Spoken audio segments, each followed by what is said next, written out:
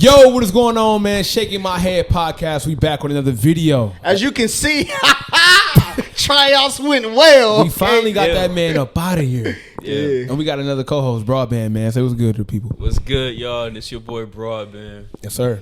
Back Listen. again with another banger, y'all. Facts. But as y'all watching this today, you know what I'm saying? It is currently September 2nd while y'all watching, which means, all right, it's that boy Sniper Jones' birthday. Yeah. So, yes, sir. Can we get a happy birthday in the chat? birthday. I feel like an old head, man. You know what's about to make you feel like more of an old head? What? Listen, Sniper's my son, all right? No, And he's shit. doing big Shit. things out here, all right? He's doing big things. My man's getting, you know what I'm saying, brand deals. You know what I'm saying? He got his own spot, got the funk sway going, got him a nice lady. You know what I'm saying? My man is almost a man, but he's missing one thing. Do you know what that is? What am I missing, bro? All right, look. We done got Sniper This Jones nigga- a gift. All right? Hey, He got to open this. I knew something was weird when he plunged in his bag. I'm like, Listen. Yes, it's a Christmas bag. It's a gag gift, bro. I know it's a gag gift. No, this gonna make you a man, bro. This is the last step to manhood that you need. All right? It's a heavy bag. I'm not gonna lie. Yeah. I don't know what's in this bag, but We gonna open it live right now. If it's like a cane or some shit, Now, like come some old on, bro. head shit. You gonna be a man now. You a man. I've noticed that you look. This You know what's in the bag is? look. Oh yeah, I told him last night. But look, listen. For all the girls out there, right? You know what I'm saying? shit. Ladies say, "Oh, I don't know what to get him."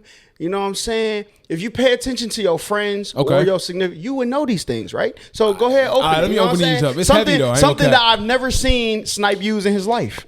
All right, but it's gonna make him a man. You know what I'm saying? Yes, sir. I think I know what it is. What you think? What you think? It's some cologne. Yeah. Cologne. I know how. Oh, we got some flavors too. Yeah. Get the mic. All right, so first up, we got the Burberry Touch. Yes, okay, we got sir. the Burberry Touch for men. Okay, I'm gonna put that right there. Next up, we got the Nautica joint, the Nautica Blue. Yes, By the sir. way, me and Holla talked about this. I think we went somewhere and you smelled like that shit was amazing. I was like, let me get some of that. And I was like, I ain't got no cologne. I was like, I don't really have a lot. And it's crazy you remember that. We got the Nautica Blue. Yep. Which one was you wearing that day? Today is today I got Mercedes. I'm talking about that day. Oh, I don't remember. I think it was that one. It was that one. This? Yeah. I'm not even gonna lie. That's the one, bro. Is this Sterling? It's called Sterling? Because this looks like some stuff I can't even pronounce. I don't know what it's called, but it smells like Creed is just not as strong. Okay. Yeah. Okay. So this is the one, before you go to the next one, Yeah. this one, right? I went to the Hawks game. Remember, I told you I dropped my phone. I think I told the story on here, Yeah. right? When I dropped my phone, when I went to go pick it up, the guy gave me, the dude gave me the phone back. Yeah. And he was like, bro, I ain't gonna lie, you smell good. And that's what I was wearing, right? Okay. You almost got lucky that night. Bro was choosing that kind of hard. Nah, but it was like it was like that. Hey, my boy almost Over here, got, copy, please. Hey, you almost got more than the phone, boy. All right, lastly, we got the Bentley for men. Yo, this is crazy. Yeah. Hey, my boy. Yes, Thank you, my sir. nigga. Yes, sir. I appreciate that. Oh, my that's boy. not it though. You know what I'm saying? It's You more? gotta you gotta look at the. You know what I'm saying? Oh, it's a team? big things. This the most important one though. Stream team merch. Oh yeah, Big Holly. Yes, sir. Stream team. Hey, man, I appreciate you, Yeah, my boy. no That's doubt, for love, sure. man. I got to throw this on the IG story, matter of fact. But so now when you walk out with Sim, you know what I'm saying? You got the whip. Yeah. That's your first line of defense. Now we're not Yeah. trying to get women because Yeah, you in a relationship. yeah, but yeah, you know what I'm saying? But listen, when you step out, they see the Nah, whip. this is cool as hell, bro. the candy blue. You know, oh, this nigga lit. All right, you step out, you got the fit. You Yeah. know what I'm saying? You be having the shoes. Yeah. You know what I'm saying? The clothes. You got the girl It's on a your missing arm. piece. And now when you walk through the door, they, You know what I'm saying? oh, this nigga lit. All right, look. I'm going to Charlotte with Sim to the Rod Wave joint, right? And I think she's like setting up like some intimate things out there. Which one of these would you recommend I wear with my shorty? The one to the left. The one that you can't pronounce. Yeah, This one. that Okay. for sure. That Okay. one got like something in it, bro. Okay. Like when people, women. All right, I know the guy gave me a compliment. Yeah. All right, but when women smell that, bro, it's different. It's different. All right, and you know what's crazy? I don't know how to properly put on cologne. Oh, yeah, So you- is it like 1, 2, 3? Like No. what is the you want to moves? put it where you have pulses, right? So behind your ear, you have a pulse right here that's Okay. really close to the outside of your skin. Okay. You put one here, one here, one here, one here, and then your wrist. Some people put it like on the back. Mostly women put it on the back of their leg because you have a pulse right there too. Nah. Yo, it was this girl I used to work with. She was an old head. She was a freak, bro. She's talking about saying she was a big nympho. She was like open about it. She was like really open about it. Yeah. She's talking about sex like all day. And like one day she smelled good. And I was like, hey, you smell great. And then she like, thank you. And we was like working together. And then she sells perfumes on the low. Yeah. So of course she gonna come in smelling good every day to bring in clients. And then she was telling me she put perfume here, and like right here. Yeah. So I was like, yo, why you put perfume right there for? Like, what's up with that? She like, yeah, you know. When my legs is around she their shoulders. She said, when I throw them legs up in the air, you know what I'm saying? Oh, that's crazy. I really didn't think like that. I'm like, oh, yo, she is a freak. So you just want to put it in places that you have pulses because as that blood rushes through, it releases like the, you know what I'm saying, the perfume into the... Y'all big on the body oils and stuff like that, like from the mall and stuff? Body oils was what I was doing. Yeah. So, like, that's what I do. Like, I'll put the cologne on or whatever. Or, like, when I get out of the shower, I'll lotion up. Then, like, the body oil. Then I'll go, like, cologne, like... See, you gotta be careful with body oil though. It's a few niggas that overdo body oil. You ever dap a nigga up and smell your hand after, and it smell like you just dipped your hand in the goddamn cologne bottle because they don't know how to properly do it. See, them niggas will put it on their hands like this. You know what I'm saying? Wash their hands with it. So not every nigga you dap up smell like Polo Red, bro. Like it don't supposed to be like that. Yeah. So once you spray like a decent amount here. Just wipe it together, wipe it on your shirt like that. Then you good. You out the door. My nigga, hey, I'm all set, man. I appreciate you, my boy. My boy got me right. I got 4 bottles, and these are big ass bottles. So I'm that's gonna be last until my next birthday. To be honest, bro. No. You probably won't be able to use all that in like 3 or 4 years. Yeah, it's a lot. Yeah, it's a lot, bro. Yeah, it's a lot. Thank you, man. I really, really appreciate it. You know what I'm saying? People got to pay attention. Look, I got the optics, all right? You know what I'm saying? I seen my son is out here doing well for himself. What could he use to elevate his lifestyle? The smells is it. You know proud of bruh, man. I'm proud of bruh. We actually, so today is like a very rainy, stormy day. You think it's coming over from New Orleans? Possibly. Probably. So we got some stuff set up because I leave tomorrow. And I'm not going to physically be here on my birthday. So the homies had like set up something. So we going to Top Golf today. And I'm going to be vlogging it. So make sure y'all checking it out on my channel. But the only thing I'm worse. All right. So it's only one thing I'm terrible at. Is golf? No, bowling. I'm extremely bad. I'm extremely bad to the point where I don't go. And You're a shooter in basketball. It's the same thing. It's the same concept. The follow through is just a follow through like this. It's the same. I've never been this bad at anything in my life. For real? But bowling. So like, on average, like, what's your score when you do bowl? I don't even remember my score, but I know my goal every time I go to the lane is to at least hit one. That's my goal every time. Impossible. No. That's impossible. No. My goal is to at least knock down a pin. For some reason. A pin? Yeah. For some reason, bro, it always goes to the gutter. So look, we're going to go bowling when you get back. I don't want to. No. I'm going to show you that you can do it, all right? Because for those who can bowl with the spins, right? This is how I was taught. You have like the pin that's in the head, the front. What you want to do is when you have the ball, just release it like you're shaking the hand of the front pin, like you're reaching out to, and it's gonna go straight. And you're gonna. I don't think Holla might be the most patient nigga I've ever met. I don't think you will have the patience to teach me how to bowl. I do, bro. I don't like it, and I'm really bad. I don't have the patience for people who don't want to try. Okay. When you do stuff, although you say you don't want to do it, you'll try it. All right. The people who be like, I can't do it, but don't try. Yeah. That's when I get pissed off. Okay. All right. If you're like, all right, what'd you say do? All right, nigga, it didn't work. All right, look, try this one more time. Like scoot over a little bit, but do the same motion. If you're willing to try, I'm willing to work with people. Yeah. But if you're not willing to try and you're gonna complain, that's when I get pissed off. And it's frustrating for me because that's like one of those family things, right? Let's go bowling, and I don't want to be the nigga like I don't give a fuck about the family, so I gotta show up, right? So it's literally times where I'm at the bowling alley, just not bowling. I'm just like watching it because I can still have a good time by watching people have a great time, especially people I love and I care. So like Waleed just had a birthday party. And we pulled up. We had a great time. And even though I didn't indulge in hookah or drinks, I really just had a good time being around my friends and seeing them have a good time. Yeah. So when we went bowling, majority of the time, I just watch niggas bowl. Yeah. Because I don't want to. I swear to God, I'm really bad. I've never been that bad at something in my life. We be competitive, bro. Me, Jasmine. Who else was competing with? You good? It was really just me and. I'm straight. Okay. Like, I ain't. terrible. I ain't ass. See, Broadband, he strike me as the type of nigga that be very good at things people don't do often. Like corn in the hole. Cornhole, like he'd be amazing. Bowling, Connect Four, like those things that like randomly happen, he'd be like amazing at. Battleship. Exactly. Like nigga, how you know I had like, D2? Nigga, that was your first shot. Like nigga, damn. You strike me as one of those niggas, bro. I'm not gonna lie. Yeah. I am kind of like that a little bit with certain things. Man, Kala, you What's playing like that? the weirdest thing y'all good at? Like the weirdest thing y'all good at? Weirdest thing I'm good at. Like something that you don't like use often, but like if it was ever like, you know, like brought up like, hey, let's do this. You're like, oh, y'all niggas just don't know. Like I'm nice. I mean, mine it's not weird though, but I am like extremely good at math. Like it's not even funny. Okay. Like I noticed that when you broke down when I quit my job and you helped me figure out how I was going to afford to live on my own. This nigga, bro, this nigga had a whiteboard and he did so much shit. I'm just like, yeah. Like that's one thing. Like I like problem solving and like so if we ever did like a escape room or something like that, like problem solving, critical thinking, and math are things that I am like incredibly good at. Okay. What would you say? I don't know. Like it's a toss up because I won the spelling bee in What? 4th grade. Oh shit, we got a kilo in the But B star. I won the geography bee in 7th grade. For real? Okay, that's crazy. So it would have to be something like that. Had to do with like those random, like, little bitch ass facts. Bro.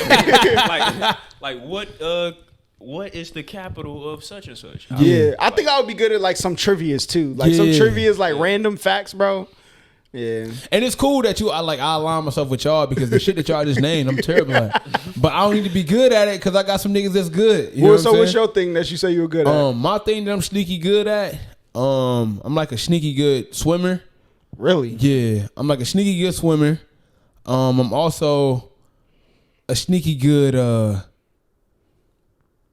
Like I'm really good at like board games. Oh really? Yeah. Yeah, so I could play like checkers. You know what I'm saying? I'm low-key. Now I got strategy. I'm very strategic. So anything strategic, I feel like I pretty much advanced well in strategy. Yeah. Because I be psyching niggas out thinking niggas. I think I'll be good at poker, but I'd never learn how to play. Yeah. But due to like the rules of the game, it's more strategy than actual what your hand is. Yeah. So I probably prevail at that, honestly. But my man tried his hand in blackjack. Well, he was up, boy. Oh yeah. And all things must come to an end. All good things, boy. I messed up though, man.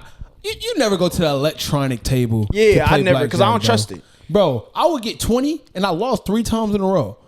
That's not real. These are computer algorithms that's literally set up to beat your hand after they see your hand. Well, they say like there's rules to like the slot machine, and they have to give out a payout of 80%, right?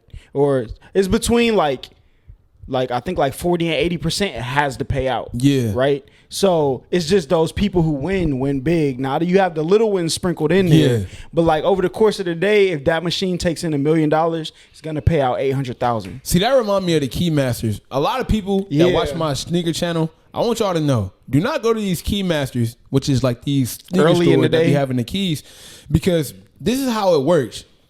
Yeah, people win, but it's only after the Keymaster get more than they want for the shoe. So, for example, if it's like a Travis Scott Keymaster there, about to pay to blackball your channel, boy. Hey, look, I don't care, bro. I'm giving away free game right now. Subscribe to the channel, by the way. If a Keymaster got a Travis Scott for $1,500, you're not going to be able to get that shoe until like 2000. Until like 2000 is in the machine. Yeah. So you can still win if luckily you go to the Keymaster when it's already got a substantial amount of money. Yeah. But if it's not more than the actual machine is like willing, you're not gonna win. Yeah, and people, that's why you get so close, because people they make games where you're like, the electronic games where you're this close from winning, because dang, if I do it one more time. Yep. That's what McDonald's is, right? So the McDonald's Monopoly game, people don't know this either. They only release 5 of the winning tickets. Like that yellow that you needed, that's why you get them filled up so quick. You go to McDonald's, you get 3 of the pinks, and you need 1 more. You need 2 of the yellows, but you need 1 more, right?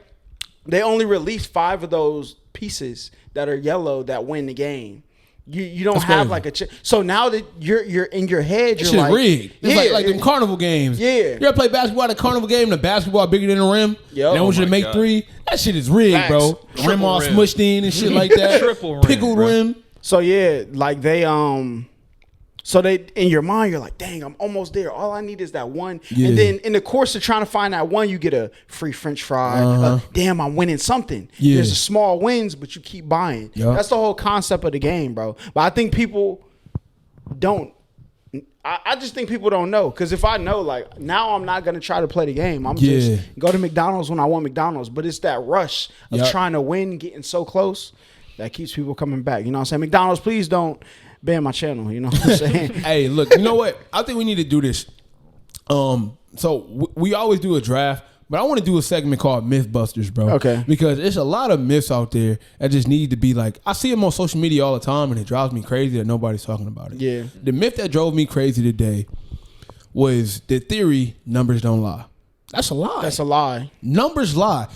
People cherry pick Data, however you want. People cherry pick data that's actual numbers, but they cherry pick only certain numbers for their argument. So they say numbers don't lie and cherry pick every winning number in their argument and try to use it to like sway somebody on their side and say numbers don't lie. Yeah, so it's like, because we've been taught like, oh yeah, the numbers ain't gonna lie, look, but like that's not true. I'm gonna give you a prime example. Say Aaron works out and say Mike works out. Mike works out for a week. Let's just say 3 months. Mike works out for 3 months. Aaron works out for 3 months. Yeah. Right. And they're able to do their own workout regimen. Right. Okay.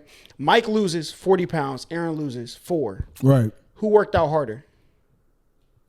You would think that Mike does, but because the numbers collide. Right. Exactly. So when people say that, that's just people who don't understand. And that's why I think people should be forced to take quantitative analysis in college. It's the most impactful course I've ever took, because it teaches you how to look at numbers and understand what the message is. Right. Not to like draw conclusions. Because in that conclusion, the normal person will say, oh, well, obviously Mike worked harder. He lost 40 pounds. Right. But you don't take into account that Mike, a percentage, Mike may have lost, you know what I'm saying, 6%. Aaron may have lost, you know what I'm saying, 40% of his body fat. Right. And also it's easier for you to lose weight if you have your set. Exactly. And you have more calories to burn. Another, like, look, what got my mind moving is like Unbreakable tagged me in like a pic today on Instagram. Mm-hmm. And there was like a diagram showing Jordan stats and LeBron stats.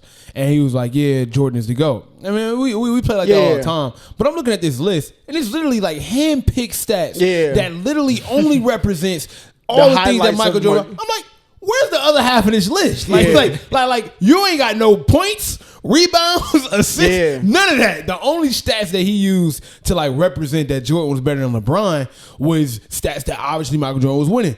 And then when I read the comments, people are like, numbers don't lie, numbers don't lie. I'm like, all these numbers are lying right now, because this is not the full tale of the tape, nigga. Like, this is not it. That's why critical thinking is such a big thing, right? Because people, that's why one of the answers in like, I was like in advanced classes in school. So you think a test is hard when it's multiple choice, right? But you think a test is harder when it's short answer. But imagine a test where it's short answer, but one of the answers could be there's not enough information to draw a conclusion. That's also an option. Mm-hmm. So not only do you have to try to figure out the answer, you got to know if you can even figure out the answer with the information that you have. Right. And I feel like a lot of people, they assume that with what's in front of me, I can draw a concrete conclusion. Right. People don't even know that they need more information. True. So that's what people are, oh, numbers are, because they look at it like, oh, well, obviously it's right in front of me. Yeah. Right. But they don't even know you need more, like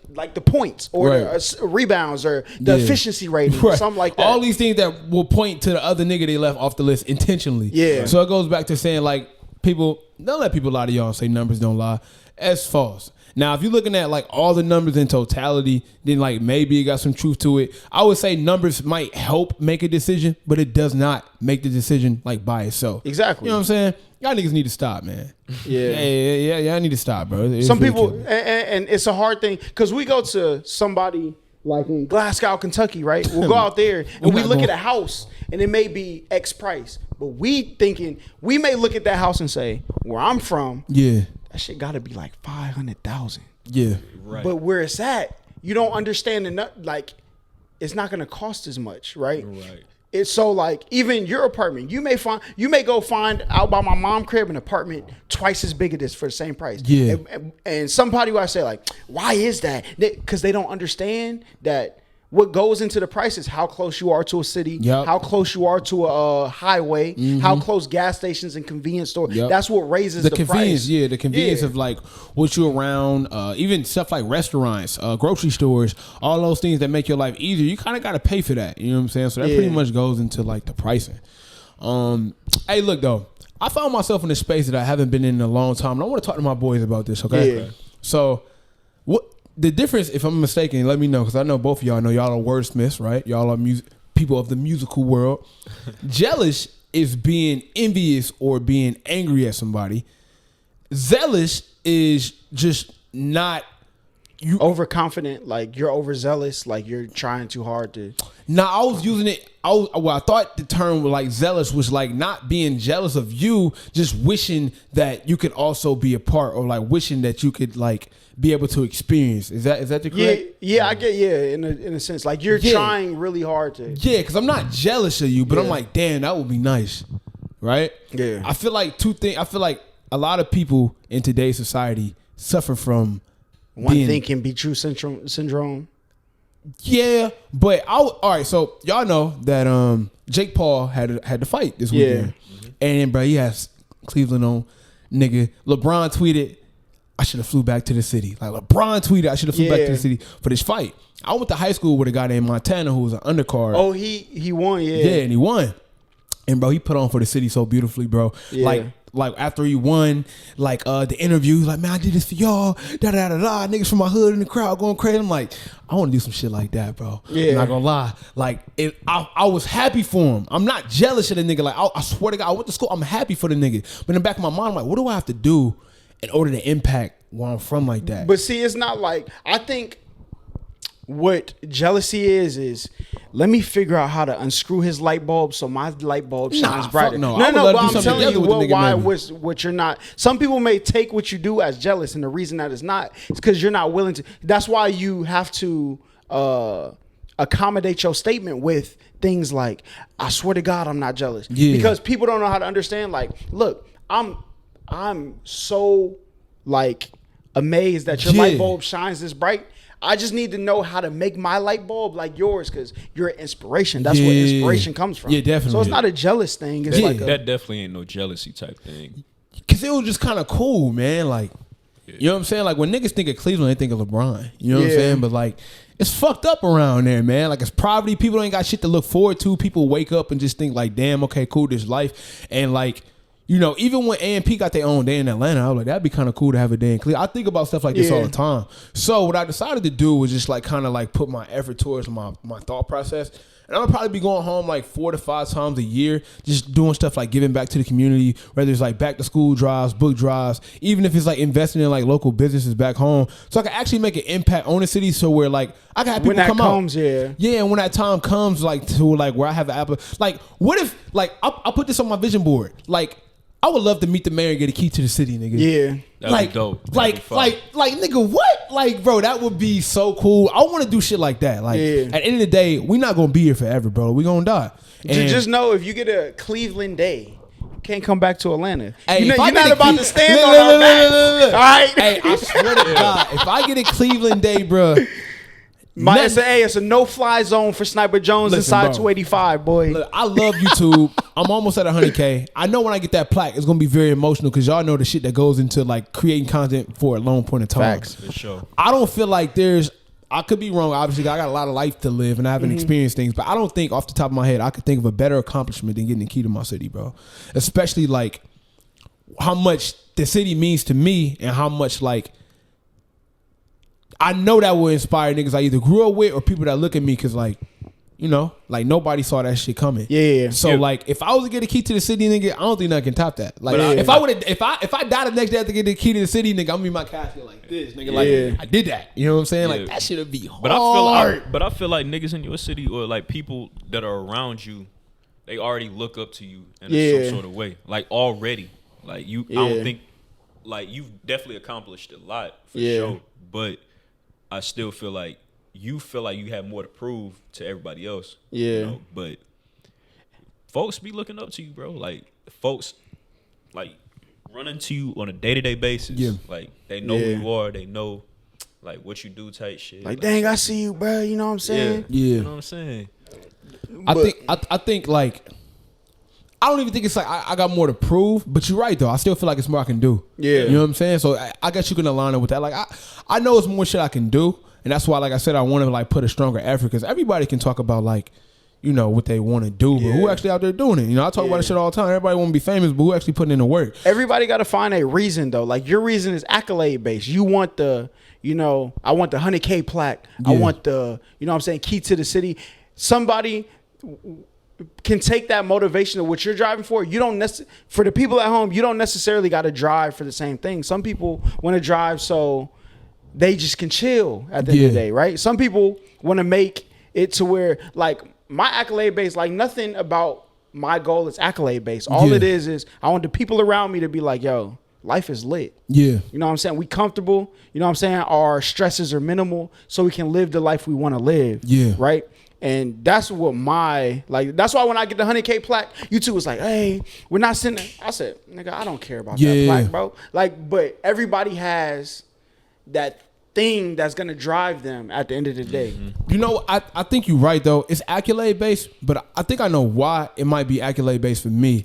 I'm in enough rooms and I'm in enough circles for niggas to not either listen or respect you unless you have something to show them. Like, hey, bro, look, I did it. Yeah. You know what I'm saying? Without those things, sometimes it's hard to reach certain people. Yeah. So, like, it's hard to, like, tell niggas, hey, you should leave that alone. And they're looking at you like, nigga, what you got? You know what I'm saying? So sometimes you gotta, like, have certain accolades or have, like, physical copies of certain things to be like, bro, look, like, you can do this shit. That might, like, unlock a door because there's been times where I didn't think certain things was possible until I seen it and I was like, damn, that's kind of cool. So I'm using these accolades to still open, but to, like, impact. And see, but you're not wrong for that, right? Yeah. Like, I think my accolades come from my knowledge, right? Yeah. Or not my accolades. My door opening comes from my knowledge. So I'll be in a room full of people, right? Yeah. Something to arise, and the fact that I know how to complete this problem and maybe other people don't brings your worth up in that room. Yep. It could be anything that come up. We could be at a shoot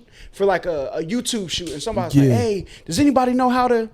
And you got the answer. Yeah, babe. All you do is this, you know what I'm saying? And then you change that, and then now this person's like, yo, this nigga knows everything. It's not that you know everything, you just know the thing that they didn't. Right?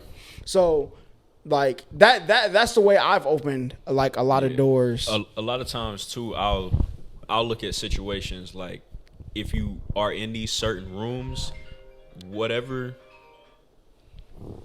if you're in these certain rooms, whatever it is, like you almost have to have a certain necessary skill set for you to even be in those types of rooms. Yeah. Like, especially when I was like interning at the studio or going to music studios, like a lot of those people are like, all right, what does this nigga do? This nigga just roll the weed up. Get this nigga out of here. Yeah. Like, you know what I'm saying? Like it'd be like that in certain spaces. So definitely having like a necessary skill or like you said, like some personal accolades to back it up, just so you can hold your own ground in it. Yeah, some of them will little bro you in certain spaces. I ain't gonna lie, bro. I went to the club with somebody I used to be cool with, bro, and the nigga handed him the blunt and the weed and made him roll all the weed for the section. The first day he met this nigga, bro, I thought that was crazy, but but when you have a certain accolade or certain they not gonna they ain't gonna, you know what I'm saying, like, cause they can't, cause you're not I ain't gonna say you're not a regular nigga, but you just like, you're not a disposable person.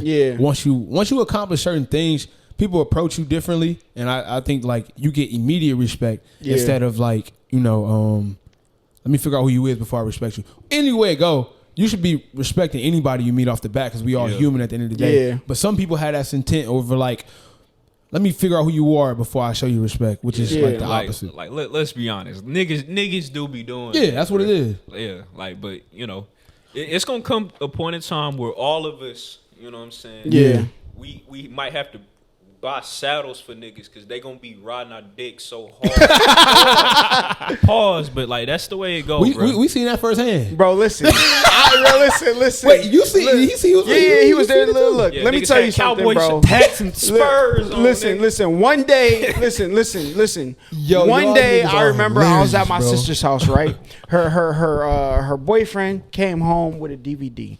All right, all the we gonna get to the story. No. I was making sure. Yeah, a DVD. He came home with a DVD from the gas station that was $80. I'm like, nigga, what the fuck is this? Right? But all of the niggas go downstairs to the living room to watch the video. And I'm like, all right, you know what I'm saying? It was $80 back then. Listen, we're gonna get there. You know what I'm saying? It's crazy. So I'm coming back, cause I don't know what the fuck it is. I kind of glanced at it. It had a red back. It had some words. There was a lady on it. I couldn't really see though. It was you know. And so I get sent upstairs. They downstairs laughing. Oh, damn. Oh, boom. Listen, it was Corinne Stephan Superhead. And when I finally seen the video, I said, okay, shorty talented. You know what I'm saying? The first one with the double-handed got. Listen, the level that these niggas today be sucking dick has far surpassed the shit that I seen on that video, bro. It's crazy. It's crazy. If that ain't the best setup I've ever heard in my fucking life, man. Listen, I have never seen...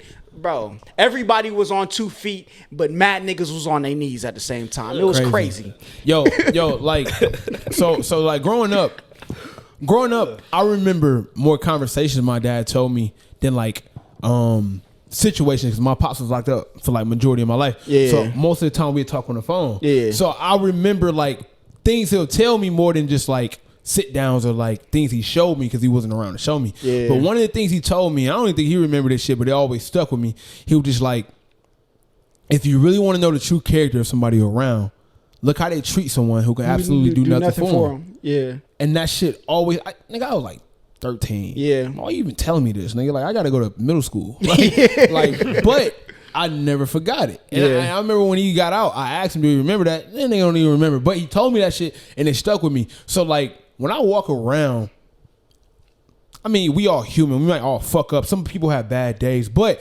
I try my best to treat a nigga who can open up a door for me the same way I treat his camera guy. Bro, we human. You know what I'm saying? Now, it's okay to like, I don't know, like, if you grew up watching a nigga or if you grew up inspired by a nigga, I mean, obviously that relationship will be different. Yeah. But it still don't cause for you to be disrespectful. It's just like another heightened. It's like you got a heightened sense of respect for that person. Admiration for something. Exactly. So like you got an admiration for this person, but that still don't mean you can disrespect another person. So I even get if you like, you know what I'm saying, don't talk to this guy, but talk to this guy. But just like as long as you don't disrespect that guy or make him seem like he's less than, then like that's where like I draw the line. And I also look for that like in friends too. Yeah. Like or people that's trying to be my friend. Like, we to the situation now where everybody want to be our friend. Yeah. Especially now. Everybody want to be our friend, bro. Yeah. And that shit is very weary. So when I go places, especially public places, I don't go public places much, but I watch how you treat everybody I came in here with. Or at least everybody that's in this room. And if you treat him like shit and come over here, dap me up and offer me the keys to your whip and then you don't know me, I don't want to hang out with you, bro. Yeah. Like you were weird. You know what I'm saying? So yeah, I just keep that shit with me in mind. Yeah, that's crazy. But that's how people be acting, bro. Like they'll treat you one way, especially. Dude, you know what's the craziest part about that? They don't know what you know, but when they find out, then they like, oh, it's good, bro. Yep. You know what I'm saying? It's the double back. Niggas spin blocks. Niggas definitely spin blocks. Yeah. How many times niggas spin blocks on us, bro? Bro, crazy. People who was like, oh, nah, you good, and then like spin blocks. Yeah, and at some point, like I understand it, but then I don't because like I don't disrespect people. Like you said that, like if I feel like we're not on the same trajectory, I might not give you as much time because time is the most valuable currency. That's not being disrespectful though. Yeah. You can pick and choose to talk to whoever you want to. Yeah, but some people take it as disrespect. Like so, say somebody brings me their music, right? I do music reaction. Hey, bro, can you review this? And I'm like it's gonna mess up my algorithm. Right. You know what I'm saying? I was like, blah. They blow up. They come back and be like, oh, now look at him reacting. It's because it wasn't mutual before. It's mutual now, though. Right? You get the exposure. I get access to your demographic. It's mutual. Before it wasn't. So sometimes people got to take it as not disrespect. Yeah. But I didn't but not believe in you. Right.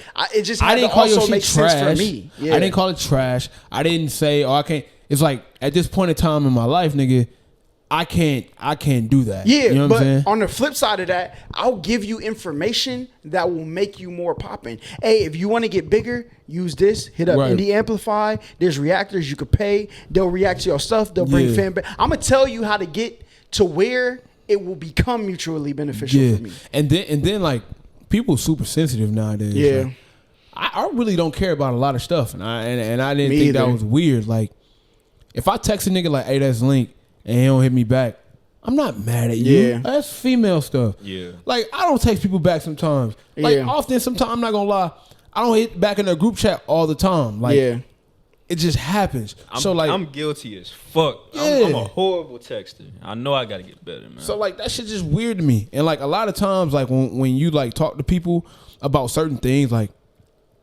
we got to redefine the definition of hating. Yeah. Because niggas say hating is you just not liking something, honestly. That's not hating. That's not hating. It's my opinion. If you play me something, I'm like, that ain't it.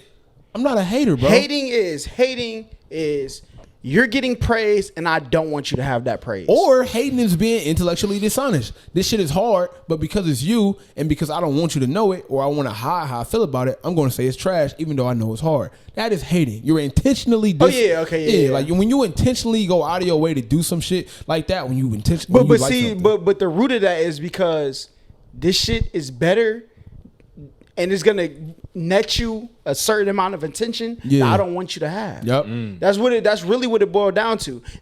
And that's why people play these games in these rooms, right? I don't want my thing is like I want people around me that shine as bright as possible, right? Yeah. Because now we have the audience, right? We can all be good together, but people don't look at it like that. People look at it like, listen, yeah, we all are lights, but I want my light bulb to be the brightest. So when people look at this circle, they look at me. I don't want them to. That's really hate. So it's people in groups that are connected that hate on each other. That's why groups don't last. Yeah. That's why the Migos is like, that's like a real group. Them niggas been together for like forever, and I don't see them ever like actually breaking up. That's because they actually family. They gotta go see each other at Thanksgiving and shit like that. Families break up too, though. Yeah, they do. I'm just saying. Yeah, my family did for sure. Families break up, bro. Like when we did music, it was because me and my brother's light was so bright, and their children weren't. Me and my brother, we did sports. We knew the routine of having to work with a team and having to sometimes you take over, this person take over, work ethic. We had those because we were in sports. And they didn't. Yeah. So like sometimes like we'll be on the way to Nashville to go to the studio that a record company paid for. And my cousins would be writing on the way there. We already got the songs. We go in there, knock out our verse. They done booked us 10 hours in the studio. I'm done with all of my verses in 45 minutes. Right. And now we're spending time, my cousin trying to memorize. All right, you know what I'm saying? My brother go in there, knock his joint out, and like his may take like an hour, you know, because he's a little bit more like, he was younger, so he wasn't as polished. Right. So, but then my cousins get in there, blah, blah, blah. One verse take 2 hours to do. Right. Because you didn't memorize, you didn't take it serious. Right. So our lights got bigger. Their parents didn't like that. Like, oh no, y'all can't. Yep. And it ended up blowing up the whole spot because people couldn't understand there may have been a Michael Jackson in that group. That's sad, bro. And they won't let Mike shine. And like, sorry to cut you off a little bit. No, like, but that's why I like the group that we have right now. Yeah. Like of people, like it. I could be in the spotlight. You could be in the spotlight. Snipe be in the spotlight. Whoever gonna be Beyonce that day. Whoever gonna be Quavo in 2015 that day. Yeah. You know what I'm saying? Like that's what we go off of. Yeah, it's and we don't take it as no way. Like, bro, there'd be times there has been. I walk into sneaker cons with Snipe since the beginning of time. Yep. Hey, Snipe, let's take a pic. I'm here like. Yep. I'm chick because this is your shit, right? Yeah. There may become a day where we go to like a festival. There has been times like, where I go with you and like the cookout. Everybody know you. Everybody linking up with Holla. I'm just like, that's my nigga. Do your thing. That's how it's supposed to be. So that's what it. And people can't handle that. Yeah. Because they're insecure about themselves because they feel like if Shine's going this way, my shining is less. That's not the truth. It's your man got the ball, bruh. It's like the nigga in the. The Dark Lord, all right. Yeah. Some of your friends are the Dark Lord. All right? 100%. Yo, like one of my favorite videos. I rarely rewatch my videos because I spend so much time editing. I know what the shit looks like. Yeah. But one video I found myself rewatching like 4 or 5 times was when I revealed my car to my friends. Seeing how genuinely happy y'all niggas was for me when y'all seen that car. Yeah. Even if y'all read the comments, people was like, "Yo, like you got some cool. Like, look how happy they are for you." Yeah.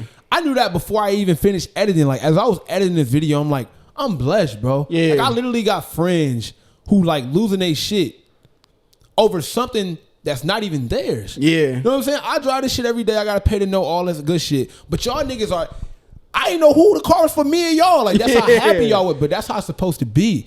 You know, you get sometimes like you might pull up and show a nigga, you know what I'm saying, and they just be like, oh, that's what's up. Oh yeah, that's lit. You know, because now they're taking what you got, calculating. Like why I don't got that. Or like, damn, now I gotta give me something that's like, okay, he got his shit like this. I gotta to one up you, not to get it and be like, hey, bro, we did it. Yeah, they want to get it, be like, hey, and they got caught up. What's good now? That's what they want to. And I never ever been like that to the point where like when me and Break signed a deal for Bitch Report, they were just like, hey, like we want Break to like kind of like bring the show in. We want him to do the intro, and we want him to like outro it out. Like we hope that's okay. Yeah, that's Nigga, fine. I don't care. Like, bro, yes, like, it's fine. Like, I don't. Is the check going to clear, bro? I'm like, listen. If y'all need me to just hold up signs as this nigga talk, like let me know because this platform I'm still available to use. Yeah, the check is still clearing. This still is a great opportunity for me. I don't care. Look, and this is how you know. Like when I don't even know if I can say this. No, don't say it. Yeah, but like. I'm happy for people. You know what I'm saying? Like genuinely happy for me. Even if I have no dog in the fight, if there's nothing for me in this opportunity, I'm happy, bro. If you happy, I'm happy. I think everybody should be forced into sports at a young age. To be honest. It's important. Because the more like the world is becoming like online, people are not interacting with people. They don't know competition, right? Especially now, like unfortunately we're going through COVID. Everybody got kids is learning from school. You don't even have the competition of, all right, Jimmy, here's your test. Flip it upside down. You hand up Sarah, here you go. You know what I'm saying? And you like, why hers? You know why his is upside down? It's a failure, right? You know what I'm saying? My shit was always upside down, boy. Hey, sometimes my shit was diagonal. Yeah, bro, they fold your shit up like a sub sandwich, nigga. Here you go. I already knew what it was. Frowny face. All Come see me after class. All I see is red ink on my shit. I'm like, boy. yeah, damn. So people don't know that, and I think the people who I know that got into sports later. We would be on like the 8th grade basketball team. Somebody hit a shot, crowd go crazy, right? They come down. Yeah, no. The crowd go crazy, but it wasn't for their shot. Yeah. So now they want the crowd to cheer for them like that. Yeah. So now they're forcing up shots, and we're looking at them. I could never understand because I knew what it took. If he hot, let him keep shooting. Yep. I never could understand why are you doing this. It'd be times at the gym we blowing the team out 11-4. Yep. Then that one dude who been bricking all day is like, nah, I gotta get mine. Yeah. Because you're not concentrating on the goal, you're concentrating on you. And when your goal supersedes your team is always gonna fall apart. No, that's 100%, bro. You know what I'm saying? I feel like when I'm really famous, somebody gonna bring back this clip. You know what I'm saying? Make sure y'all. You know, I told the future. I know. Look, I feel like this is like when I hit a mill, somebody gonna go show that clip. That's gonna be circulating whatever social media platform. Oh, look what this nigga said back in. Yo, you know, I've been reading a lot more audiobooks, and like one of the things that I read was just like appreciating the steps that you take before you get to the ultimate goal. Yeah. And that's something I've never been able to do. I would like accomplish certain things and breeze past it, like, okay, that's cool, but I got more shit to do, or it's always something else. So now I'm in this moment where I'm actually appreciating the small things or the small steps that I take, and I'm not really so focused on like one goal. Yeah. I think Will Smith was like, instead of worried about having a brick wall, you just worry about laying a brick as perfectly as you can, and over time the wall will form. Yeah. So what I want to ask y'all is, what's like some of the things that y'all done? Because I mean, y'all killing it too. You know what I'm saying? Like both of y'all are killing it in your own fields. Like, what's something that you sit back and reflect on? Like, damn, that was kind of cool. I did that. Like on the road to like where y'all ultimately want to be. Yeah. Something that I've done. It could be something you've done, an experience that you had, even an encounter with somebody that had you just like, damn, like it's kind of cool, man. Like along your journey is the ultimate goal. I can't even, because everything is a byproduct of the product I'm trying to get, right? Right. Explain that. Is the byproduct is for us to have a great environment. Yeah. Like, or us, our families got to worry about less because the position we in, Yep. right? So, like my mom even said the other day, she was like, you know, I don't even know how you feel sometimes, and not in a way like, but I'm in a position where like my mom don't gotta worry about like, is he going through? You don't gotta, cause I'm chilling, right? So you don't even gotta worry about that, right? So I think everything else is a byproduct of that. I think the most impactful thing I could say on the road to that is the circle we have developed is the most solid circle I have seen of people. I can say 99% assurance the people in the circle that we know are part of the circle is solid. All right. The 4 horsemen. Yeah. That was a time, bro. But look, so I feel like those, like, as people may look at this as bad, right? Right. But when people come into the circle that are solid, I appreciate that win for the team. When people are removed from the circle that aren't solid, those are wins too. Would you call that addition by subtraction? Yeah, for sure. It's addition. Like, we have become stronger, better, more financially responsible. You know what I'm saying? On a better track because we lost somebody, right? And some people may look at that like, oh, you're celebrating getting rid of people. It's not. It's like, you weren't for the world we were creating. Us subtracting you from what we do has added value to who we are. Yeah. You know what I'm saying? Into the light, so. But you could go ahead. Yeah. Back to what you were saying though, and I do agree with your points too. It was I think it was Gary Vee that said you have to like fall in love with the process. Like, because a lot of people fall in love with the ultimate goal. Shit, I've even done this. I've written goals down and shit. Like I was just drafting up plans, and then you do one step of the plan, but because you have like 90 other steps to the plan, it's like, well, fuck. Like, where do I even begin? Like, But outside of that, like really just being in the studios in Atlanta, just like interning, like meeting some of the people that I never thought I would meet. Like, like my first session that I ever interned was the lady that runs the House Hit studio. She was like, hey, I need you to intern for me tonight. Can you do it? It's a Young Dolph session. Like off the dribble. Like had me in there scared like a mug, bro. Like so, but I've definitely met a lot of cool people and just interacted. Can you elaborate more on the question too? Well, yeah, it's like basically it's like, you know, what have you done? Obviously the ultimate goal is here. And like we're like on this escalator, we're rising to it. But as you're on the escalator, you might pass certain things that you've done and you like skip reflecting on it because you're so busy worried about the ultimate goal. So like even though you're not where you want to be, I'm pretty sure you've done some things on the way there that you like, you've like, damn, I can't believe that happened. I ain't gonna lie, hitting 1,000 subscribers was one of the biggest accomplishments that I had. It took me a whole year. It took me 1 year and 1 day to do it. I'll never forget that. Yo, 1,000 subscribers is actually hard. Yeah. Like, back before we knew how to do it, right? Yeah. Like, I think the thing that really, there were a couple things actually. It was when I hit 10,000.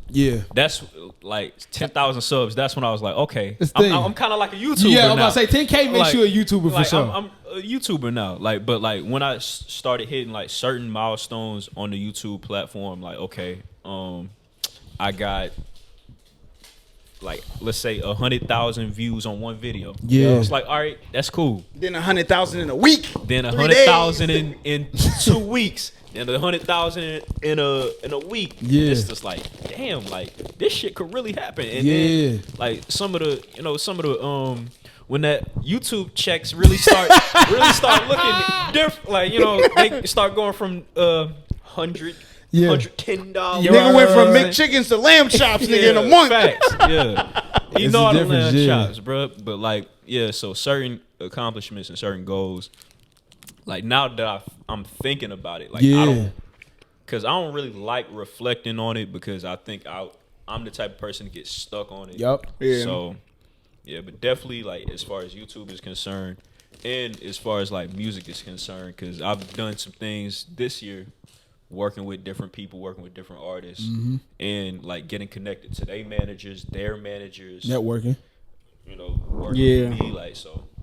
Yeah, it's a beautiful process, man. No, that's dope because like I said, a lot of times, man, it's just ingo. Right. And I think that's what a lot of people look at from the outside. It's people that look up to you. It's people look up to you. It's people look up to me, and they be like, "Damn, Snipe, he here." But it was like, it's a lot of shit that took me to get here. Yeah, you know what I'm saying. So people be like, "Yo, bro." I get this in my DMs all the time. If you work with like Reebok and Foot Locker, like that's kind of cool, man. Like I'm like, yeah, but like that shit took like 4 years, bro. Yeah. Like, you're like, it ain't like a nigga just walked in. They were just like, yo, what's up? Like it took 4 years for that. Yeah. So like people be like, yo, man, like all you gotta do is review a shoe. I mean, all you gotta do is do like a video and you get free shoes. I'm like, yeah, but it took like 4.5 years to be able to be in that position. Go ahead. How many videos do you have on your channel? Nigga, I don't even know, but I know from 2019 to 2021, I was making a vid like every day. All right, so and that's just like, for those 2 years alone. All right, put it like so. We're just gonna guess like over 700 for you. Probably like 5, 6, maybe 5, 6, some shit like that, maybe. You got. I'm up like in $2 grand. 2 bands. Easy $2 grand. Yeah. I have like 400 something, some odd videos on my channel too. My man said we could film tomorrow. Mike, I know you watching this podcast at home, my brother. Yeah, damn. You know That's why he FaceTimed us, huh? Yeah. Hey man, new host. Keep going. Your spot. He hold up. He knows it's past 12 o'clock, right?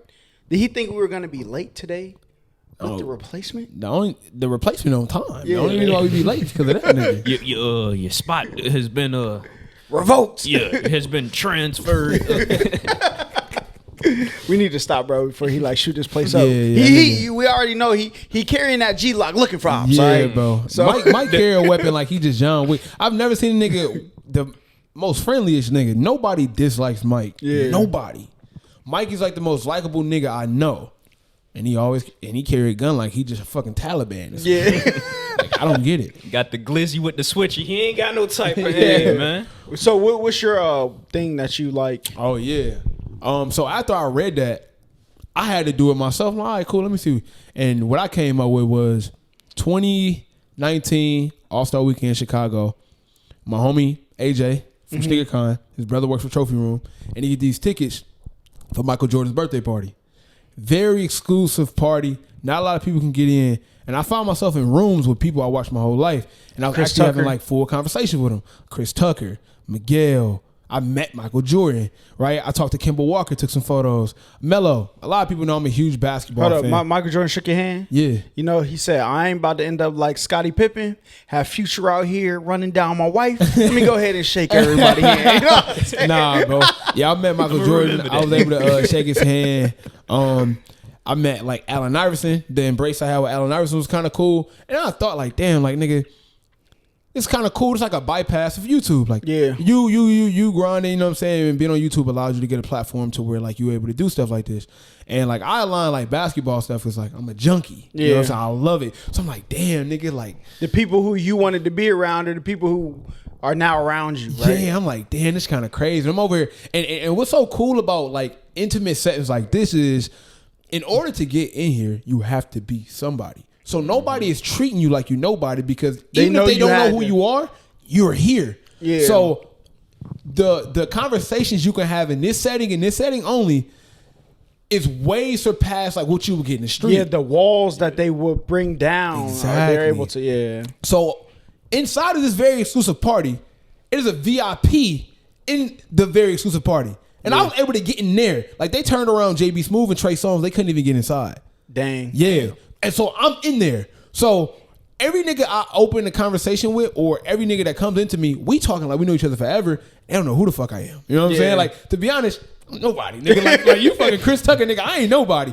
But I had their undivided attention and it was like very cool. Friday rush hour, nigga, everything. I mean AI, right? AI was like drunk out of his mind. I'm sorry, AI. And I reach out to, he had a mink on. Chicago. It's cold as fuck. It's like February. Yeah. And I reach out to that nigga. This Allen Iverson nigga. In that crate right there, I got a pair of Reebok Questions, Allen Iversons, as we speak right now. This book right here is called Beyond the Question with Allen Iverson. Nigga, when I was a kid, I couldn't afford a sleeve. I cut a tube sock, put that bitch on my arm, Yep, and I would hoop in my like backyard. Allen Iverson. I did too. Nigga, that's Allen Iverson. I see him. I'm like, oh shit, nigga, like this. Hey, y'all, right? I walk up to him like, hey, y'all, what's good? AJ right behind me.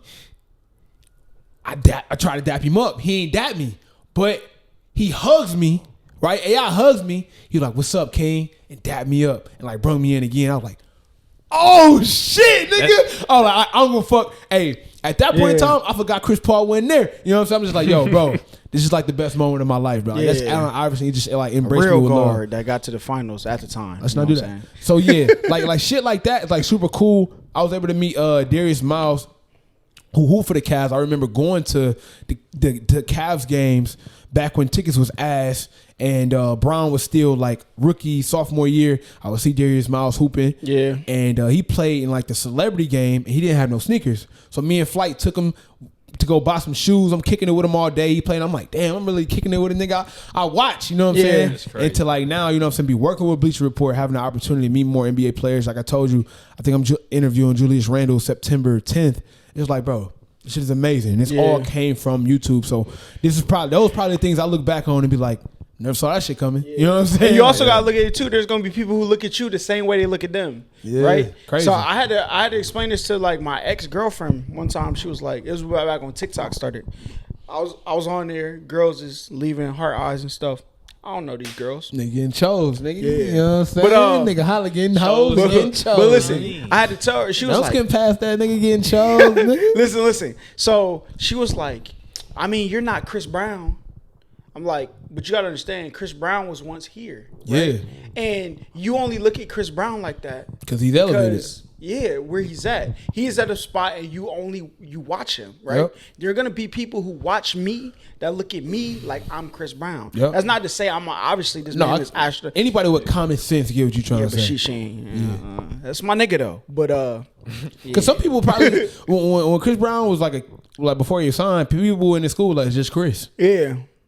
That's how you go from being just Snipe in high school to Sniper being Jones. Sniper Jones, and them same people in high school come around like yo, but like it wasn't that back then. Yeah. Rod Wave got a song called Shooting Star, and he was basically saying like, who would have knew I'd get this far, baby? Do you believe in shooting stars? And basically like the message was like, I was the same nigga that was sitting in school with you, bro. Yeah. I been had the talent, you just didn't know I had the talent. Yeah. But I don't blame the people though. Because No, you can't blame the people, but he Yeah. just like that's what happens. Like people look at you regular until like you're not. Yeah.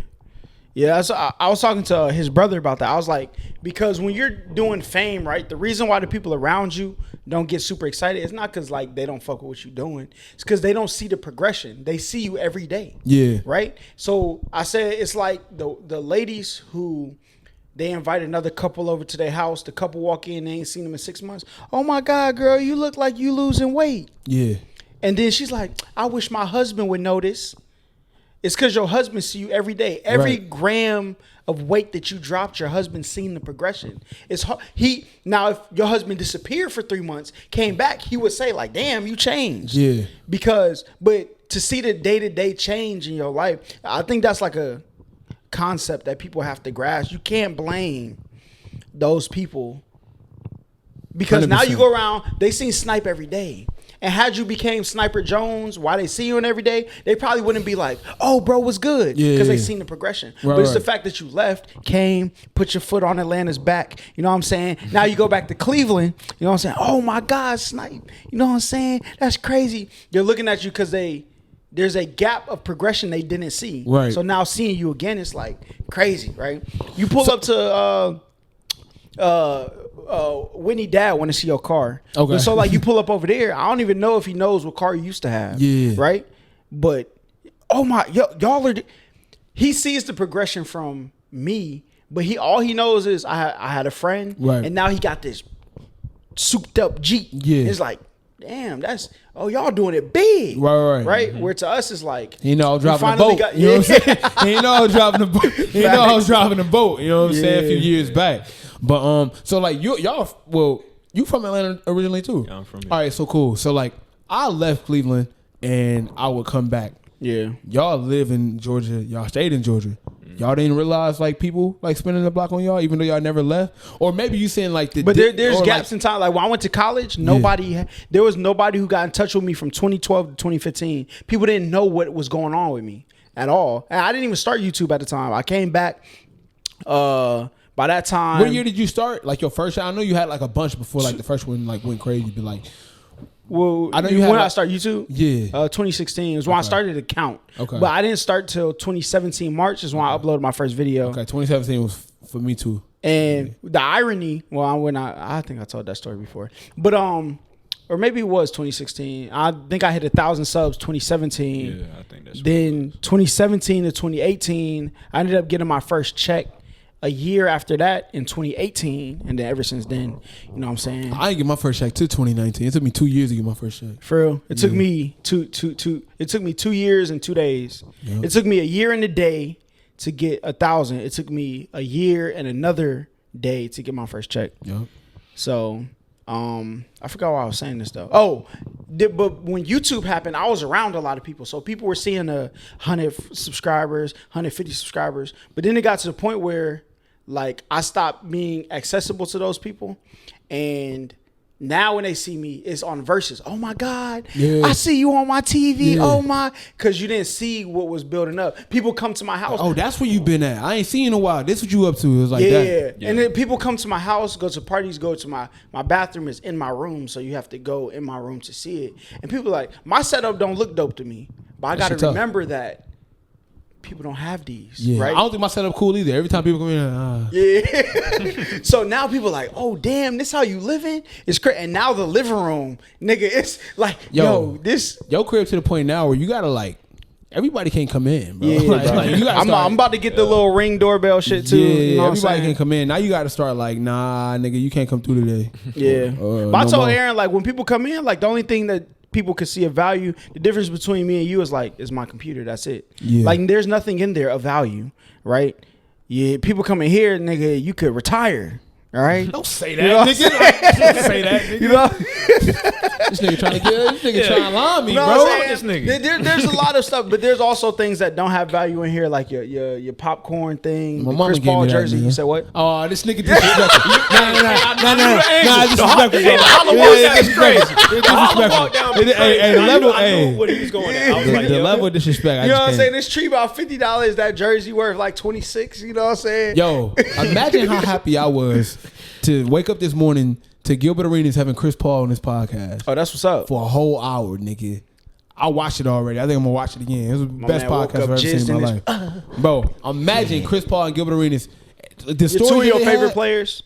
Like, bro, the stories that they had together was fire. Check out that podcast, man. I'll go ahead and plug them in. All right, so if y'all want to know the real reason Mike isn't here, Mike texted us yesterday and said he's sick, right? Yep. And we can't take no chances. All right, well, I'm vaccinated, but I will be soon. Yeah. Either way, you can still carry it to other people, right? And I can't take that home, all right? So, you know what I'm saying? But his test came back. He's negative, you know, so. You know Shout out to Mike, man, because I mean, this will be a Top Golf, though.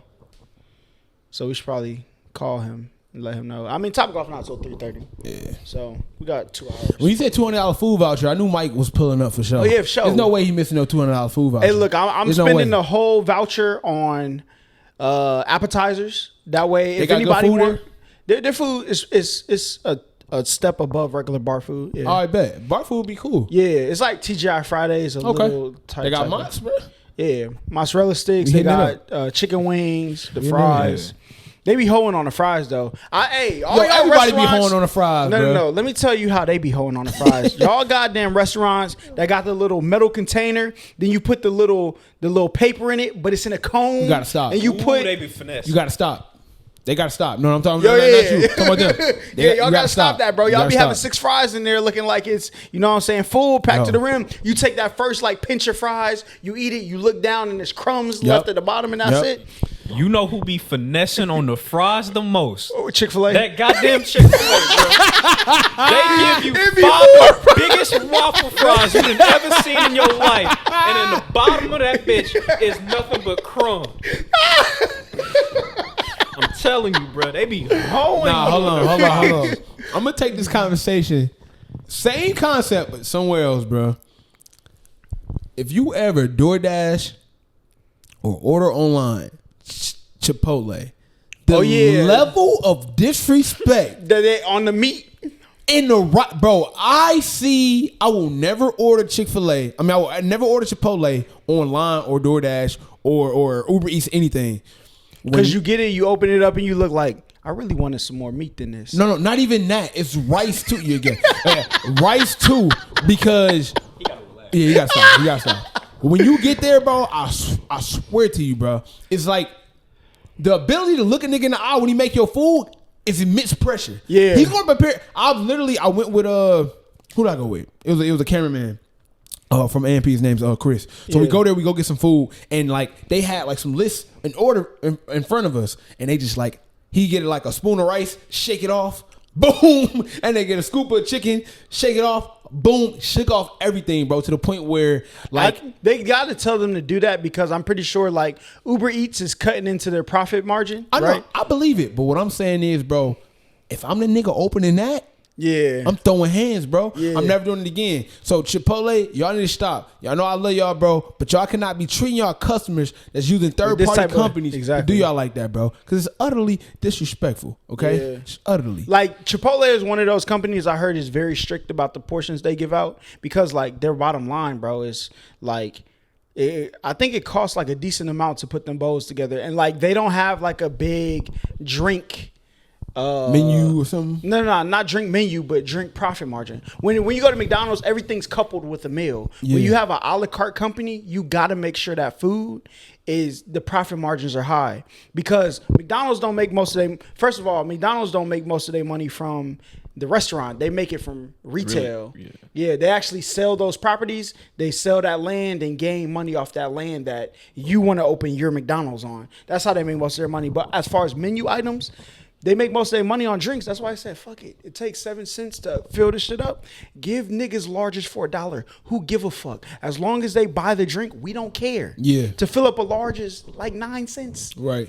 So they're like, fuck it, give them the drink. So now my profit margin is like whatever 7% is, almost 1,000%, right. 12,000% on my profit margins. But Chick-fil-A don't got, not Chick-fil-A. Chipotle don't got that. So when Uber Eats want to come take their cut, they like, hey, listen, crazy nigga, 3 meats, bro. 3 meats. This nigga gotta stop. 3 pieces of steak, bro. Look, bro, when I go to Chipotle, I got a game plan already down. So I'm gonna run it because we ran it down from before. When you get there, ask for extra rice. You might be asking why. Extra rice is free, okay? And it always makes your bowl or burrito beefier. You stop. It makes it beefier. Then when you move on to the beans, you know what I'm saying? You get a nice scoop of the beans, but when it get to the chicken steak or whatever you want, you wait. Yeah. You tell them I want chicken or steak. Once they take that scoop, throw it on there, then they've you be like, you know what? to the size. They committed to the size, and they already put it on there. Then you be like, you know what? I'm gonna double that. You know what I'm saying? Because if you tell them you want double off the top, they're gonna like take it, shake it, boom, take it, shake it, boom. Now you really got like a spoonful. Yeah. But once you tell them you just want it regular, you know, hold on, double that. You know yeah, can we get double meat? You should see you gotta stop. Hey, look. No. You gotta stop. You looked in my eyes when you said that, bro. That's not what I meant, though. Yo, why you buy me this cologne, man? Now you got me thinking like, why you buy me this cologne, man? I'm around you know what I'm saying? Yeah. I run it too, man. Yeah, but yeah, bro. Like that's how y'all do that, man. Do it like that. Yeah.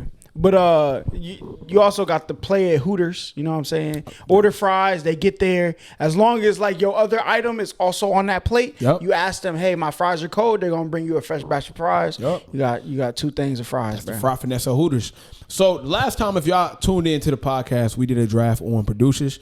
I think that was pretty good. Because of course our special guest Aaron on that show is you know what I'm saying, one of the best producers I know. My boy be goddamn putting them motherfuckers together. Appreciate him, my boy. So this week's draft, man. I have no idea.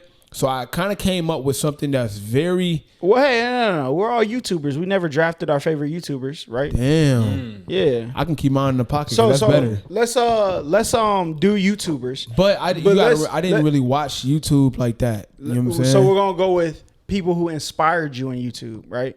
People who you looked at them and you said, "Yo, damn, I could do this." Or, damn, this could be real. So it starts with you. Go ahead. All right, for YE was the reason why I started YouTube. I used to watch them niggas all the time. Funny edits. And it was cool. I actually got the link with them and hoop with them. And they was real cool people. We still talk to this day, so that's kind of cool.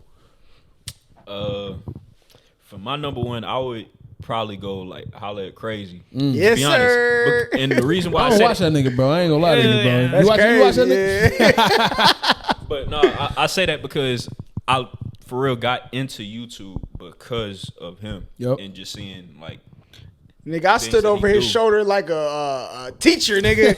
Listen, we're going to do this. Oh no, nigga. You don't have an option, nigga. We gonna do this. Yeah, facts, man. So I gotta give my little No, that's big, love, big bro. Holla, man. That just let you know what type of nigga Holla is, though, man. That's W man. I'll never forget. I tell people the story. The first time I came over to Snipe House, nigga, I talked for like 45 minutes. I listen. Like how to do YouTube, bro. I listen. And it's my first time meeting this guy who deleted my DMs before. Bro. I ain't know you, bro. I ain't know you. But no. I be So doing that shit too. Yeah, all I do is I get a DM one day. Hey, that Scorpion coming out. You know, you're trying to collab. Let me get on some reactions. You know what I'm saying? And then that's all she wrote from there. But you know what I'm saying? Mine would definitely have to be number one. Would have to be damn. Who should I go number one? Jake Paul. No. My number one would have to be inspiration to make me do YouTube. It would be between Ali A and Jeffrey Almonte. I don't know. I'll just say both of those because both of those. Nigga. You said what? You gotta choose one. What if we want the other? Well, I have two choices right now, so I'm just pick both. Oh yeah, you do get two. Yeah. So hopefully my choice is still here when it gets back. Okay. Which I know you're not picking my other choice. Nah, I don't even know if y'all know the other two niggas I'm gonna choose. Oh yeah. So Ali A, because he played video, he's really the first YouTube personality that I ever watched. Yeah. Everything else before that was informational videos, how to screw in a light bulb. And he played games. I'm like, all right, I can play games too. Let me start a gaming channel. That's why my channel is originally a gaming channel. Then Jeffrey Almonte, because he was like he was a comedian, right? But he also threw a little bit of intelligence in there back when I started watching him, and I really liked that. And that really formed my, like, you could be yourself on this platform. You don't have to be a character, right? You could actually go into this being who you are because he's who he is and had the growth that he had. So those are my two. I don't want to go friends, like all friends, you know what I'm saying? I don't want to do that, but definitely with the edits, I would say Snipe, bro. You dead ass, bro? You like my edits? Yeah, bro. That's crazy. Be clean. Good looking, my boy. And the reason why I say that is because I don't really watch like a lot of YouTube. Like I wasn't big on watching a lot of shit on Me either, YouTube bro. before I actually started doing YouTube. Yep. Yeah. So a lot of the people that I know, or like a lot of the people that I watch, are people that I've grown to know now. Right. Yeah. So I would go with my dog Snipe. Yeah, that's love, nigga. I appreciate you, my boy. Yeah, for sure, man. Hey, it was crazy when Holla be. I think we had this conversation before. He was just talking about like the most monumental people in YouTube, and I really couldn't come with a list because I didn't watch YouTube until like I started doing it. Yeah. You know what I'm saying? So I would just watch Kyrie highlights. You know what I'm saying? Yeah. Shit like that. But when I started watching YouTube, it was more like tutorials. I didn't know what the fuck I was doing. Yeah. But so one 360 Jeezy. Nah. 360. So two guys that I watched when I didn't know what the fuck I was doing turned out to be like two of the biggest YouTubers on the platform. One, Casey Neistat. Okay. And two is Peter McKinnon, who's like he shows you how to edit. But also he has videos where he shows you how to edit and how to do like Photoshop and shit like that. But he also does like daily vlogs, or he like does these huge videos where he puts his talent to work and you can see how great he is. Yeah. So like when I used to want to know how to edit, how can I edit, how can I be like better, I would watch those two niggas, and I was watching video. That's like me studying film. You know what I'm saying? Like how a hooper might watch one of their favorite players to get better, I would do that in the YouTube aspect. So it was Casey Neistat and Peter McKinnon. If y'all don't watch them, I guarantee you there's no way you don't watch either tutorial. Like, they're so good, you can watch a video that's not a tutorial and still be inspired on how to be better, because it's just like, damn, I didn't think of that. So yeah, it's them. Yeah. Matter of fact, I know it's my goal, but let me look up who I'm subscribed to right now. Okay. Just real quick, like real fast, like. You got the Wi-Fi on deck, or you need me to send you that? No, I'm good. I'm good right now. By the way, man, my brother just got out of jail today, man. Free the guys, man. Welcome home, my boy. Sir. Welcome home. Free the guys. Free the guys. Hey, so why he's looking that up? You listen to Donda? Yeah. How you feel? I tweeted it today. Niggas was on my ass. What David say about your tweet? Oh, you already know. He called me actually. But I think Donda was mid with some good ass songs. If that make any sense, it's like 20-something tracks. It has some fucking bangers that you couldn't miss. I can completely agree. Yeah, it has some bangers that you couldn't miss or skip over. Yeah. But if you look at it as like an I think it's a great piece of art. I just don't like it as my personal music listen. Yeah. It's a mid album with some slappers on that beat. Yeah. Cause nigga, what's that song? Moon with Don Toliver? Mm-hmm. Yeah.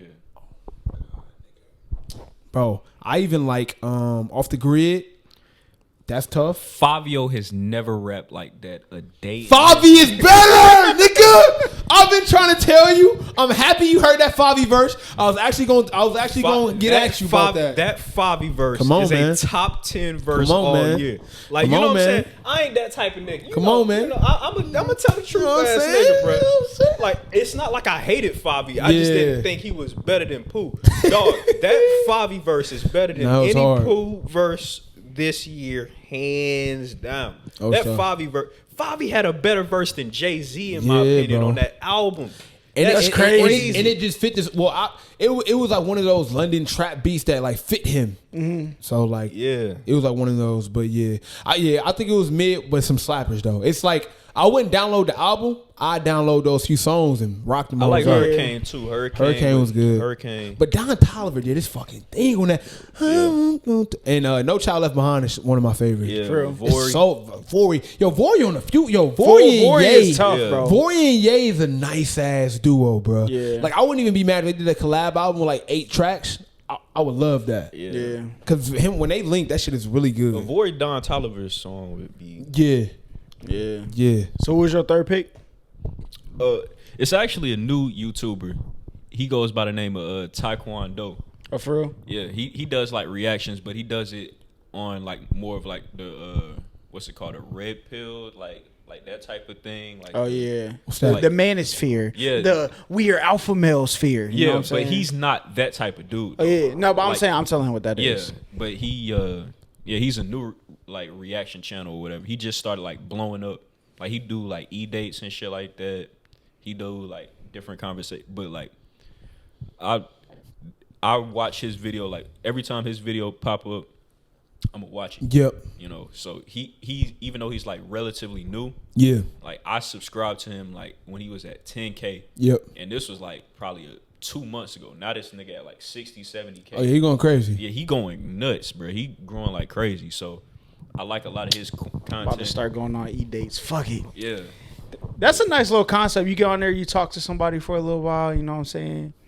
Yeah. I'm gonna start doing that. Bruh definitely entertaining too. So For real. yeah, he Shout out to him. You know Yeah, what I'm shout saying? out That's to you, an my boy. incredible Shout out to idea. you. Because eventually I want to be able to go on a date with, not real date with Tiana Trump. I'll let y'all know that last podcast. But anyway, my third one is probably the person who did everything that I want to do in the grand scheme of YouTube, right? It's got to be, bro. I would never not put DDG on no list, bro. Because there's no way you could. I mean, I was in that pocket where DDG was that guy, all right? DDG wasn't the 10 million view, family-friendly nigga. Right. You know what I'm saying? DDG was that dude that, nigga, I'm being me. I got Right. some fly-ass girls around me. You know what I'm saying? I'm popping. I rap occasionally. You know what I'm saying? I'm competitive with the basketball. I'm just being me, bro. Yep. And the grind was daily uploads, sometimes triple uploads in a day. Like stuff like that. Moved his family out of Pontiac, Gave his mom his old channel, his sister his old channel, got dub popping. Woo Wop gonna be a millionaire by the time he 7, right? You know what I'm saying? So definitely DDG most inspirational. But we can get back on music though before we end this podcast. Certified Lover Nigga, what's good? Yo, I think the date was set to release. The third. I think that's gonna be he dropped those billboards. You seen the billboards that dropped this morning? No, I didn't. So he dropped the billboards that says, obviously they're really futurish. He said, I never miss, especially not you, is one of the billboards. Because you remember when he was like, Fashion Week is more your thing than mine. People thought it was a yay diss, but it ended up being like I think he was talking about Rihanna in that song, right? I don't know. Yeah, or like Georgia Smith. I think it's one of the Hadids. Oh yeah. Yeah. That sounds more likely. Yeah. He dropped the posters in Toronto today, or the billboards. I heard about it. Yeah, with the merch. He had one that was like merch. What did the other merch say? He said miss you, but definitely not. You should have told you should have said you loved me yesterday because today is a new day. Something like that. So the rollout has began. It's probably dropping Friday. Yup, man. It was crazy. So I called him and I was just like, yo, bro, look, I'm gonna be in Charlotte September 2nd. So if you can just drop that bitch on the 3rd. He was like, I'll see what I can do. Out of nowhere, phone started going off. September 3rd. Yeah. So we could just make up anything. we could just come up with all bro. different types of lies. Come on, bro. Cause remember we were not gonna be able to have the 3-headed monster reaction that we usually have because you're gonna be out of town. Yeah. So damn, I'm gonna miss that. Yeah, but y'all niggas about to go crazy. I know those reactions gonna go crazy though. Yeah, for sure. So I'm definitely coming back to steak dinners. My boys be ready to pay up. You know what I'm saying? Come back to some shrimp dinners. You know what I'm saying? Nigga, you trying to get kill him out of me. here. Nigga trying to kill me.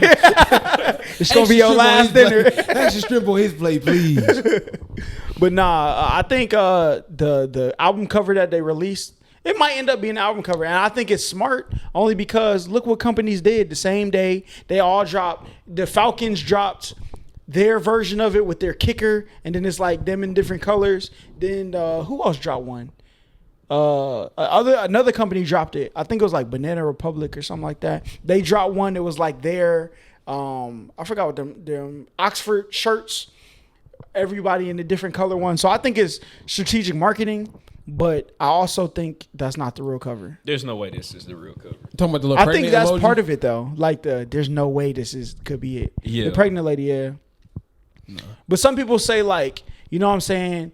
The album was supposed to drop 9 months ago. He put the pregnant because it's actually about to drop now. Like we're expecting, right? Oh, okay. Like a pregnant woman. Yo, I do want to say this though. Even though we said that like Donda was cool, Certified Lover Boy gonna be better. No, fact. But I do want to say, it's on pace to do 300,000 first week. Yeah, that's a lot of fucking. That's a lot for sure. That's a whole fucking. How lot. many tracks Cole had? Huh? How many tracks Cole had? 14. Yeah. He had 14. He did like 290. Yeah, he did 290. He had 22.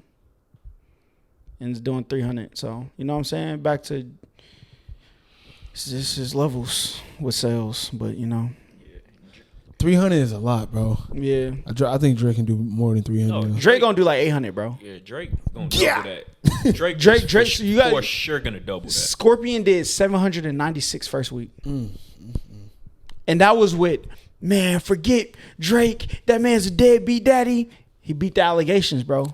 Hey, all publicity is good publicity. Yeah, they're going to check it out, but they're not going to spin it, though. Yeah. Like, these people, Certified Lover Boy is getting spun, all right? Especially getting spun by me. I told y'all, look, Raw Wave Soulfly will be platinum by my plays. I'm telling y'all, nigga. My God, I've been playing it like, bro, I know you said you ain't like this album as much as the last one, but in my opinion, it's my favorite Raw Wave album. And by him adding this deluxe, it's like another 10 songs that don't miss. When we did the video on like people that don't miss, rarely do I hear a Raw Wave song and I'm like, I don't want to hear it. Yeah. We recently did a interview, like very recently, yeah. And he was basically like talking about people that always talk about like he only do music for this and that. But what he was saying is like Drake had a song called Pound Cake where at the end he said all the bullshit is here today and gone tomorrow. He was like, I can easily come up with some rap shit about like shooting, killing shit. Like, nigga, I'm from that. Like, I can rap that. Be like, that shit is out the window a week after it come out. Yeah. Like, this shit I'm talking about is here to stay, bro. Yeah, like, did you hear his explanation, though? What? He was like, because you be sitting there in your emotions and you be trying to hide it. So you go to the club, you hear all this music, that bang bang shoot 'em up money because you're hiding your feelings. That's why when people hear me, they say they cry to my music and stuff because I'm gonna talk about that thing you've been trying to cover up. Yeah, right. And I'm gonna bring that out.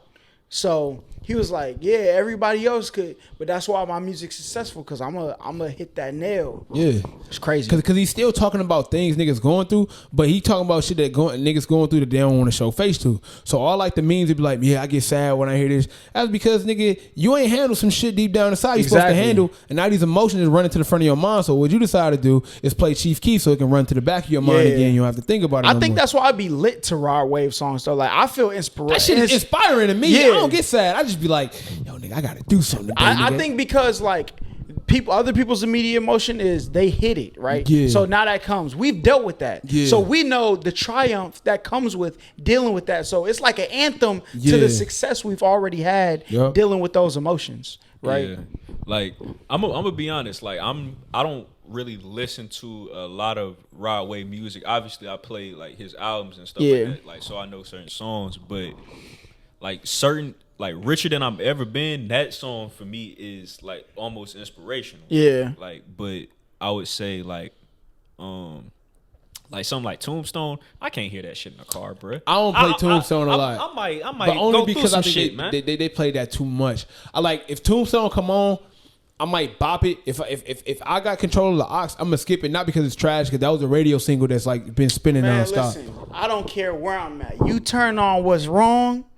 We're going crazy. Said what's wrong with you? Said what he say? So tough. Keep saying. I'm from the heart, from the sin, no blood. Young nigga in the show what? You know that I mean it. Say what you want, girl. Don't know how to beat it. Bro, when he was like, people look at me like my family don't know Noonie, they know Rod Wave. Yeah. So I stay away from him. That's crazy. Yep. When he was like, they turned their back on me. They turned their back on me and left me scarred. I turned my back on them to save my heart. That's crazy. Going against what I was taught got me scared for my life, but loving you was wrong. I don't want to be right. I think like that. When I hear that, I'm like, yo, that shit true, bro. Yeah, bro. I did that too. We lit. No. But I guess other people feel it and they feel like, dang, maybe people around me don't love me like they. But we've already come to those grips that there's people who are for you and people who are not. So when we hear it, it's like, oh yeah, nigga. You on the same wave. That's Amazon. That nigga said, you know, often I get so lost in my thoughts thinking about losses.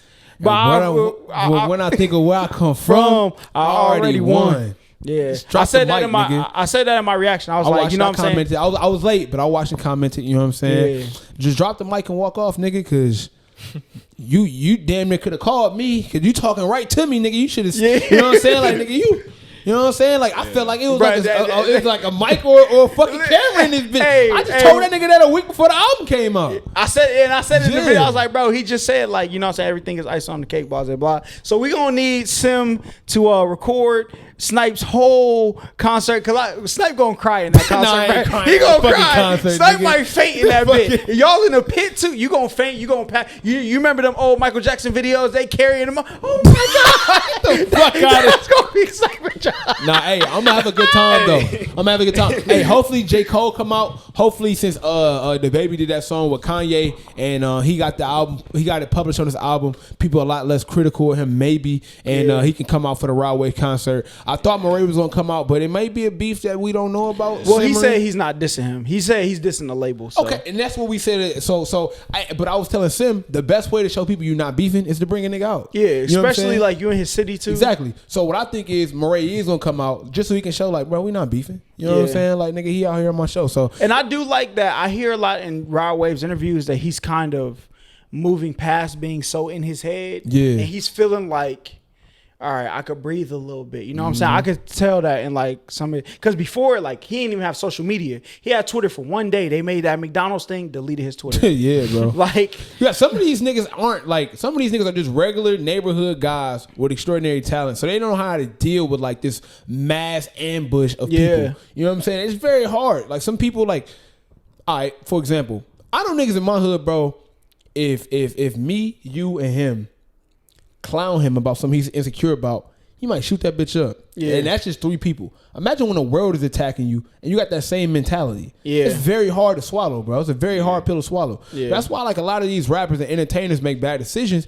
is because we look at them like they're holier than thou, but like they're regular people coming from these poverty-stricken environments who still retaliate the same way, even though their lifestyle is different. That's why I'm glad I didn't blow up. Everybody wants to blow up. Yeah. I'm glad that I didn't, because I was able to learn, make a step, figure out how to balance on that, make the next step, figure out how to. So I see a lot of people self-destruct because they blew up. Yep. They went from rags to riches in 3 months. It's hard to handle that shit. Too much who's given is as much as required, right? Yeah. So it's like niggas that just blow up overnight, you will have no learning curve. Yeah. It's just deal with the shit that happened and figure it out like on the go. Meanwhile, you know, niggas that took time to build, you kind of figure it out on the way. You get time to adjust and time to learn. Right.